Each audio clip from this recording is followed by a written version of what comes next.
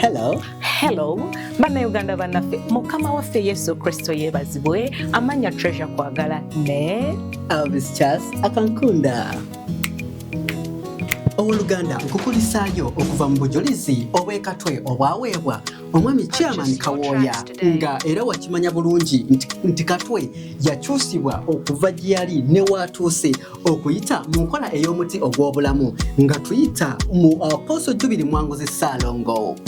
Olw'omukaaga luno tulese ekitundu ky'e Namataba mu Namataba Town Council. Ye wali okitegeddeko nti Namataba yalimu Obubbi, Namataba yalimu amalogo, Namataba yalimu okuyiwa omusaayi. Naye ekirala wali okitegeddeko nti omuntu omutini osobola okukola ennono emu oba ensigo n'ogejja.